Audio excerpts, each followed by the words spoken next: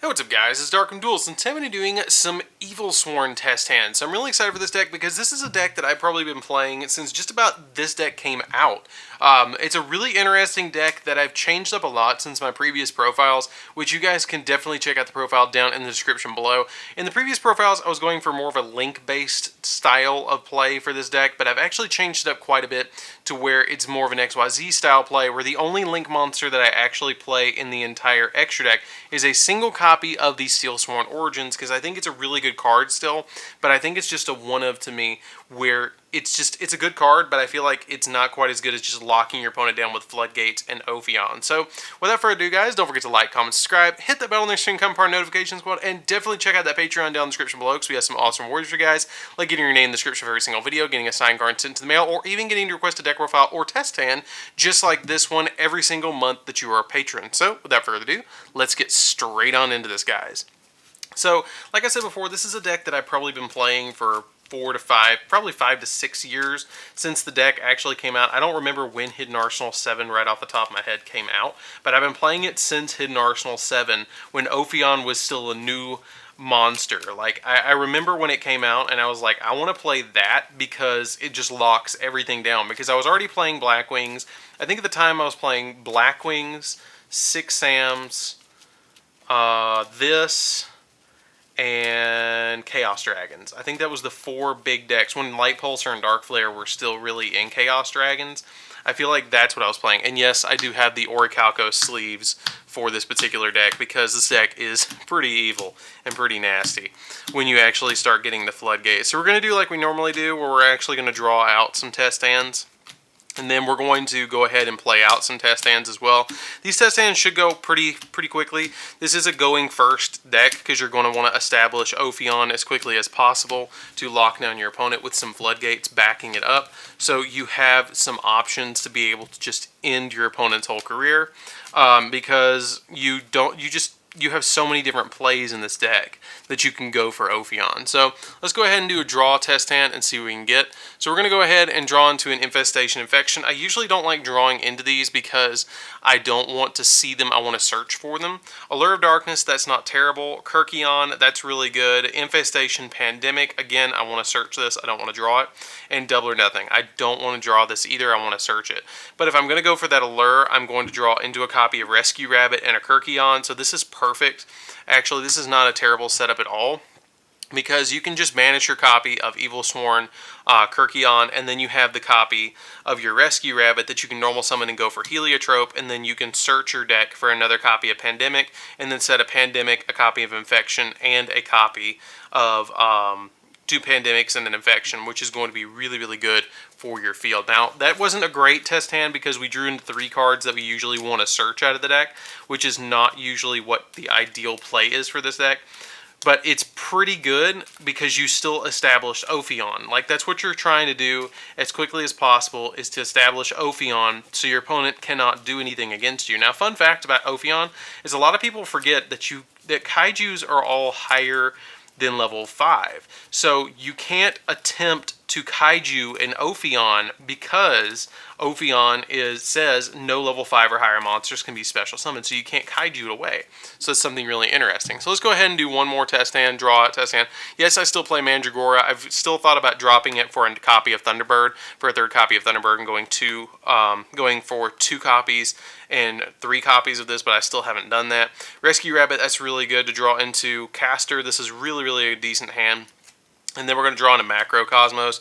This is a really good hand because right off the bat, I have a going first play, which is going to be to normal summon my Rescue Rabbit, and then immediately go for my copy of Ophion. And then after I have that going first play, I have a follow-up play of next turn where I can summon all 3 of these monsters. If my opponent has more than 2 monsters on the field, or more monsters than I do, I can just immediately special summon the Mandragora to my side of the field, normal summon the Caster, and then immediately normal summon out the copy of Thunderbird, and I swarm my opponent with a field like this while Macrocosmoses on the field to lock them down. So I have an Ophion and a Lockdown and potentially an Infestation Pandemic search off of this, and then I can go in for double or nothing and Utopia double for 10,000 for whatever they did summon against me. So I have backup plays to my first opening hand, which is pretty good.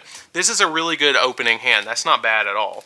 So let's go ahead and see what we can do with another hand. I would have liked to see, instead of Macrocosmos, There Can Only Be One. That would have been a really nice card to see instead of that card. But you never know what you're actually going to get when you do these test hands. So we're going to go ahead and get a Caster. There Can Be Only One. That's really good. Allure of Darkness, Caster, and a copy of Eradicator Epidemic. Now, this is a lockdown hand. This is hands down a lockdown hand. I'm going to show you what you would get if you do dig. I would not dig with the Allure with this particular hand because I've already got the 2 copies of Caster, and I've got my 2 lockdown cards, which is the Eradicator and the There Can Only Be One. So if I'm going to draw, I'm going to draw into a Heliotrope and a Kyrkion, which this is not terrible at all because I can just banish my copy of Heliotrope, get rid of that, normal summon out the Caster, get the second Caster out on the field, or normal summon the Kyrkion, and then I have the copy of Eradicator and There Can Only Be One, and then an Infestation Pandemic to back me up where I'm going to lock my opponent down.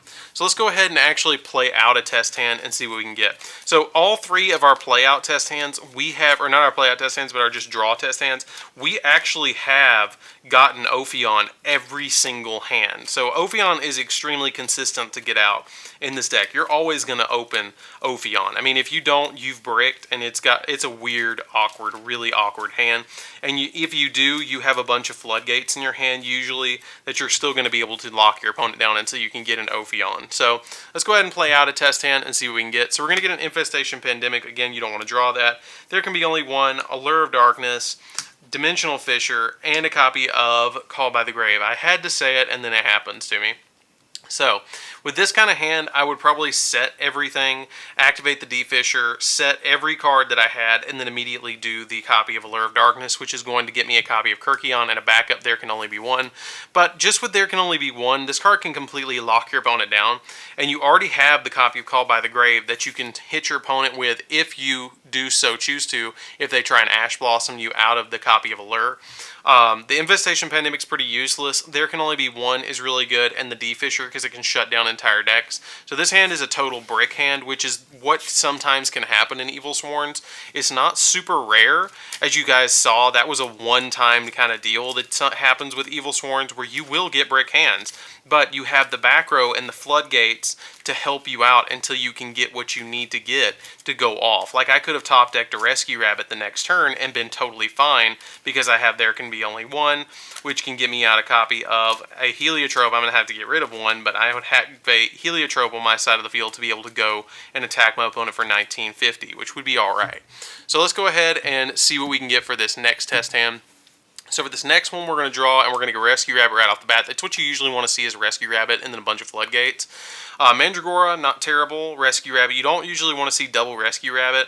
Macrocosmos, that's pretty good, and a copy of Mandragora. So this is why a lot of people opt out of playing Mandragora at this point, but I like Mandragora because it gives me backup plays that if my opponent does put more monsters on board, I can just special summon out a Mandragora, normal summon out a second one, and then go for what I need to. So if I'm going to go for this play, I'm going to immediately normal summon out that Rescue Rabbit, tribute it, banish it, and then immediately go for my 2 copies of Heliotrope on my side of the field. And once you get your 2 copies of Heliotrope on your side of the field, you can then, I'm going to go right back in. You immediately overlay both of them, go for your copy of Ophion. Ophion detaches a material, go for the copy of Infestation Pandemic, or you can go for the copy of Infestation Infection so you can shuffle back one of your cards in your hand to get you another play, which you can once per turn shuffle an Evilswarm from your hand or face up from your side of the field into the main deck and then add a Evilswarm monster from your deck to your hand. If I am searching that, I can do something really interesting. Because you do have the 2 Mandragoras in your hand, you can set this and set your copy of Macrocosmos, and when your opponent goes, you can immediately flip the Macrocosmos and flip your copy of Infestation Infection, and then shuffle back your copy of Mandragora to get a copy of Caster. Now that you have the Caster in your hand, you can go off with a rank 4 play during your next turn. Because this deck is a lot about the grind game. It's not about the immediate, oh my god, I made this insane first board. It's not about that with Evilswarm. Evilswarns. It's about making Ophion, backing him up with Floodgates, and then putting another monster, another XYZ monster on your side of the field to go after your opponent. Usually, I will mention you guys, always make your Ophion in a position like here, or make it in a position here. So if you do somehow go in on the next turn for your copy of the Steelsworn Origins, it is pointing towards it, and it's pointing towards it here. Don't summon it here, and don't summon it here. Don't summon it in the middle, and don't summon it way over here or way over here. Always summon it here or here, whichever link zone is free, so you have that option later on to go for your play. So that's just really quickly a word of advice about this deck. So if I draw into my next turn, I'm going to get there. It can be only one, which is going to be an awesome card to set. Normal summon out the caster to my side of the field, special summon out the copy of Mandragora, or normal summon out the Mandragora with the caster, overlay them both together, and immediately go for what I like to do with this deck is either go for Bahamut, which the Bahamut you'd have to discard a copy of an Evilsworn from your hand, which we don't have. So we're not going to go for the Bahamut, but you can go for something like Nightmare to lock your opponent down, or you can do what I like to do and go for the Utopia double, detach the material, go for Utopia, and then it's at 5,000 right now, go for the Utopia, and then immediately grab from your deck the double or nothing. And then you can attack your opponent, negate the attack, and then once you do, which these cards are going to be banished because you're a copy of Macrocosmos, you're going to be able to drop the double or nothing and then immediately go for your opponent for 10,000. And then you have the Ophion to back it up to be able to go after your opponent. And then after that turn resolves, if they are still playing, you can just activate there can only be one, and then you lock them out of playing an archetype that's a mono archetype deck, like a mono type deck, because they can only control one of each type on their side of the field, which is kind of a really interesting thing about there can be only one. I'm surprised that card's still at 3, because that card is really, really, really busted. And like I mained it when I was playing Striker, because when you play Sky Striker with that deck, or with that card, you just basically turn the deck into Hayate Turbo, where you're just popping your opponent with Hayate over and over again and link climbing one at a time. So it's not that big of a deal to have that card flipped against your opponent. So let's go ahead and do another test hand and see what we can do with this next one. So, like as you can see, Ophion's pretty consistent. You will get weird hands in this deck where you're going to just get basically a bunch of floodgates, which can happen, and that's totally fine if you do. It just is something that's going to happen when you're playing Evilsworn. So let's go ahead and do our next test hand, which is a Rescue Rabbit right off the bat, Called by the Grave, which is going to protect the Rescue Rabbit, Ash Blossom, which is an additional negate, a second Rescue Rabbit, which is not great, and a Pot of Desires. So the Pot of Desires is not terrible, because if you do banish your double or nothing, which a lot of you guys might be like, oh my god, why are you playing Desires in here? There's a reason. This deck cannot lose card advantage. If you lose card advantage in this deck, you're going to lose. Okay? It's just the sad fact about Evilswarm. But the reason I actually play Desires in this deck is because I have a backup plan that if I do banish my double or nothing, okay, let's just say I banish my double or nothing, I have Utopia the Lightning in here as well. So basically, I can go 2 different routes with this extra deck, which is why I play it the way I play it.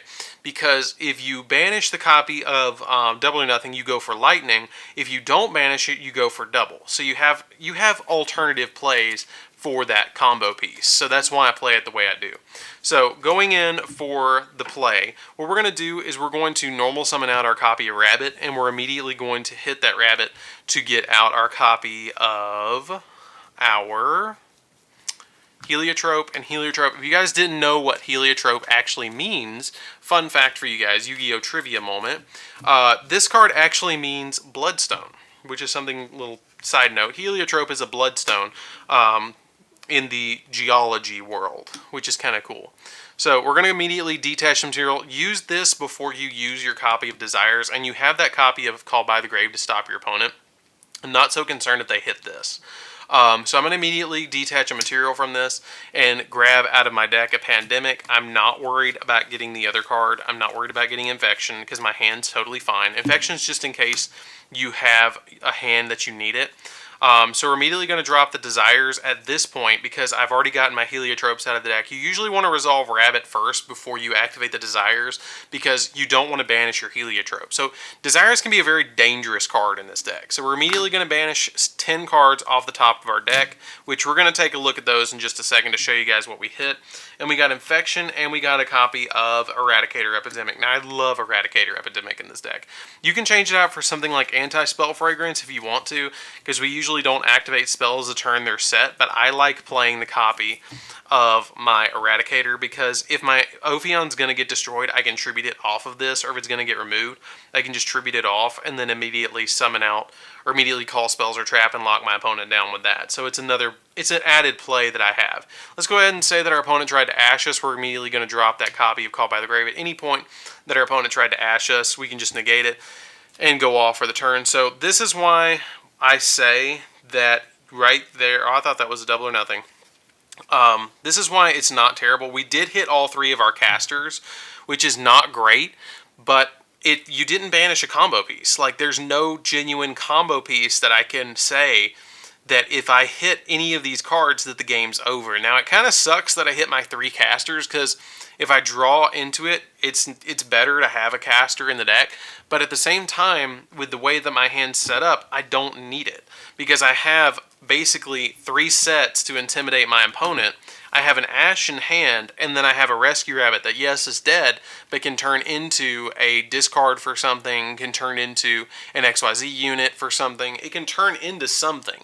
I can still use it as a normal summon for some sort of card. I still have plays with it. So if we go into the next turn and our opponent does nothing really, which they're probably not going to, I can activate the Infestation Infection if I want to, or leave it set to be a little bit of intimidation factor. I have the copy of Eradicator that I could tribute the Ophion during the end of my opponent's turn, get rid of this on my side of the field, and then immediately call spells, which would lock my opponent down. Or if I know they're playing Pendulum and I'm not that worried about it, or if they're playing Striker or something, I can immediately send these to the graveyard and then call spells. Or if they're playing Altergeist and I know this card is not going to come in that much, I can call traps and lock my opponent down. And then the Infestation Pandemic can help me at least go 1-for-1, where my opponent will target me with like Eldritch or something, and I can keep this on my side of the field. And then during the end phase, I can call traps and lock my opponent down with the copy of Eradicator Epidemic Virus. You really got to think about it when you're playing this deck. So if I go into my next turn, I draw into a Mandragora, which is still going to be pretty good, and this is why I say this hand's not terrible, is because if my opponent did actually get more monsters on the field, but they couldn't get rid of the Ophion, or they did get rid of the Ophion, I can special summon out my Mandragora, normal summon out my Rabbit, and then use these as overlay units to go for my copy of either Exciton Knight, if I need to go for Exciton Knight and blow the board, or I can go for a copy of Baguska if I need to stall, or I can go for a copy of Utopia Double again, and then go for Utopia, detaching those materials and doing 10,000 to my opponent, because guess what? It's still in the deck after Desires. Just because you play Desires doesn't mean you're going to hit everything. I'll tell you guys a quick story. I was actually playing in a tournament right before everything happened in the world. And I had a friend who actually played against me in the ARG, and he got his revenge on me because he was playing Muskets, and he resolved 2 Desires in the game, in the entire tournament. His name's Ian. So quick shout outs to him for double or nothing me and winning the tournament. But he actually double or nothing me with 6 cards left in his deck, and he resolved Desires twice and banished 20 cards out of his deck, which I think it was amazing. I thought it was amazing. I thought that was the coolest thing ever, that he actually resolved a double or nothing and had it still in the deck. Like, that was some heart of the card stuff, that you banish 20 and you don't hit your 1-of card to win the game. So I thought that was really amazing. So let's go ahead and do one more test hand and see what we can do. As you can see, Evilswarms are extremely consistent. You can make between 1 and 2 XYZ plays with backup of back row, which is the way that the deck's going to function, and the way that you want the deck to function is to be able to throw that back row behind your Ophion and then basically play Protect the King for a little bit, because you don't get a lot of attack points out of your Evilsworn monsters. You usually get it out of your copies of your double or nothing targets and stuff like that to be able to go off. So let's go ahead and do one more test hand and see what we can do. So for the last test hand, we're going to go ahead and draw into Rescue Rabbit. Drawing this into every test hand. Allure of Darkness, pretty good. Heliotrope, Allure of Darkness, and a Eradicator. Now do not, I repeat, do not, with a Heliotrope in hand and a Rescue Rabbit in hand, resolve that Allure of Darkness, because you could draw into a Heliotrope with just that hand. So we're going to go ahead and banish again. We're going to special summon out 2 Heliotropes from our deck, and we're going to go off from there. Now, again, I will mention you guys, you do have that Heliotrope in hand, so that's fine because you have an Allure target in your hand. I'm not shuffling because I'm going right back in. You immediately overlay these two, go for Ophion on your side of the field. The Allures are going to help you draw into your pieces to be able to get back row, because you've essentially got a draw 4 in your hand.